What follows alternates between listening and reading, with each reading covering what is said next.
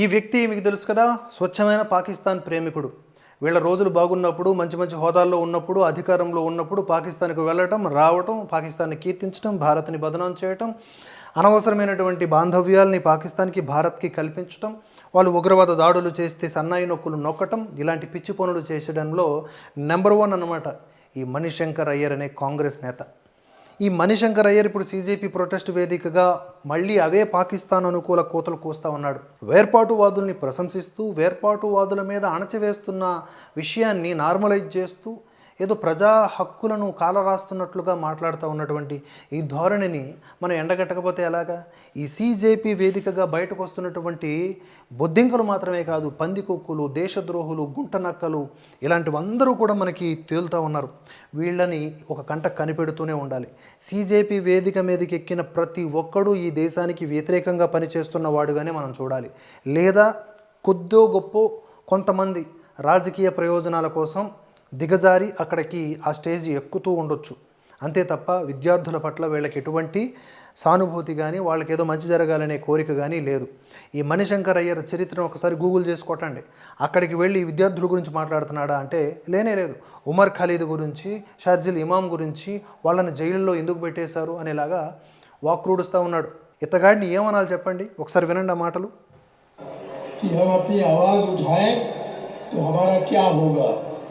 कि अगला हमारा पता तिहाड़ जेल होगा या क्या होगा।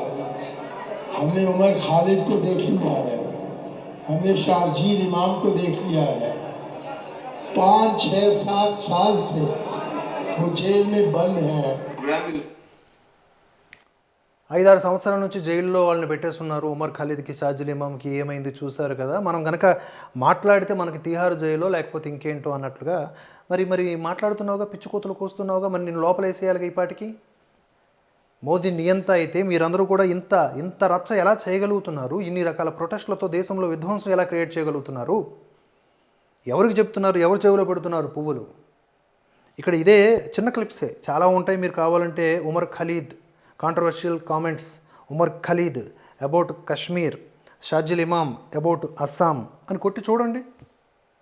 వాళ్ళు సిఏఏ నిరసనల్లో భాగంగా ఎలాంటి పిలుపులను ఇచ్చారో మీకు తెలుస్తుంది. ఇక ఉమర్ ఖలీద్ అయితే చాలా సందర్భాల్లో భారత్ని ఒక ఆక్రమిత దేశంగా, అంటే చైనాని మనం అంటాం కదా ఆక్రమిత దేశం అని, అది నిజంగా చైనా ఆక్రమిత దేశం కాబట్టి అంటాం. భారత్ కశ్మీర్ని ఆక్రమించేసుకుంది అని చెప్పి పాకిస్తాన్ భాష మాట్లాడినటువంటి ఈ సన్నాసి, ఈ ప్రకాష్ రాజు కూడా డాక్టర్ ఉమర్ ఖలీద్ గారు చాలా గొప్ప వ్యక్తి అని ఎలా మాట్లాడతాడు? ఎలా మాట్లాడుతున్నావు అలాగా?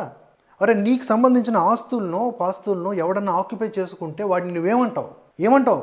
అలాగే మన దేశానికి సంబంధించిన ఆస్తి కాశ్మీర్, అది మనది కాదు, అది మనం ఆక్యుపై చేసుకున్నాం అనేలాగా మాట్లాడిన వ్యక్తులు ఉమర్ ఖలీద్, షర్జిల్ ఇమాం. వాళ్ళు జైల్లో ఉంటున్నారు. వాళ్ళ మీద ఉపా ప్రయోగించబడిందో లేకపోతే ఇంకొకటో నడుస్తూ ఉంది, విచారణ జరుగుతూ ఉంది. వాళ్ళు నిజంగా నిజాయితీ పరులు అయితే బయటకు వస్తారు.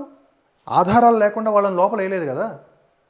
వాళ్ళకి సానుభూతి వ్యక్తం చేయటం అనేది నేరం కూడా కాదు, అది మన రాజ్యాంగం గొప్పతనం.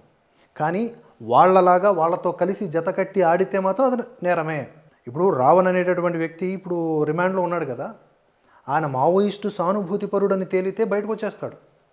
మావోయిస్టులతో సంబంధాలు ఉన్నాయనుకోండి, అప్పుడు తప్పకుండా అతను ఇంకా ఎక్కువ కాలం జైలు పాలవుతాడు, దోషిగా నిర్ధారించబడతాడు. మీకు ఈ చిన్నపాటి లైన్ అర్థం కావాలి. సానుభూతి ఈవెన్ టెర్రరిస్టులకు కూడా మనం ప్రకటించవచ్చు. అంతటి స్వేచ్ఛ ఈ భారతదేశంలో ఉంది. కనుక ఈ టెర్రరిస్ట్ సానుభూతి పరులు, ఈ వేర్పాటువాద సానుభూతి పరులు ఇలా పిచ్చిగా మాట్లాడగలుగుతున్నారు. ఈ ఉమర్ ఖలీద్ ఏమన్నాడు చూడండి. against the occupation of Kashmir by the Indian without actually standing by the aspirations of people for the right to self-determination, which might mean also Bharat se azadi. Can we have a truly Azad Bharat? Because I don't believe we have an Azad Bharat. I think there's still a lot of imperialist control over economy, over our polity, over our politics and everything. Can we truly have an Azad Bharat? Can we truly have a free India if we continue to occupy Kashmir like this? हम हिंदुस्तान और north east को permanently cut कर सकते हैं, पर हम permanently नहीं तो कम से कम 1 महीने से कट कर ही सकते हैं. ఈ షర్జిల్ ఇమాం, ఉమర్ ఖలీద్ అర్థమైంది కదా. షర్జిల్ ఇమాం ఆ వాయిస్ క్లియర్గా లేదు. సరే, ఈ డేటా, ఈ ఒరిజినల్ క్లిప్స్ అవన్నీ కూడా పోలీసుల దగ్గర సమగ్రంగా ఉన్నాయి. అవన్నీ కోర్టులో ప్రొడ్యూస్ చేసిన తర్వాత వీళ్ళు జైల్లో మగ్గుతూ ఉన్నారు.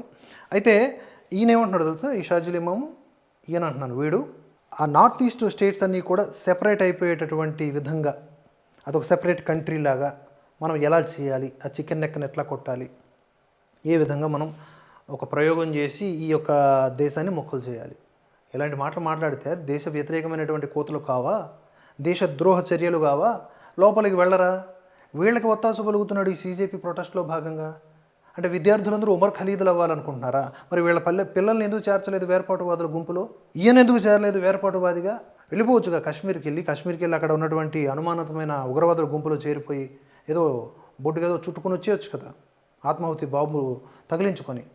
అంతటి ఉన్మాదం ఉన్నా వాళ్ళు ఎందుకు ఇలా సౌమ్యంగా కనిపిస్తారు అంటే, వీళ్ళు విషయాన్ని ఎక్కిస్తారు, ఎక్కించుకున్న వాళ్ళు జనాల్ని తొక్కిస్తారు. ఇది జరుగుతుంది, ఇది గమనించాల్సింది మనం.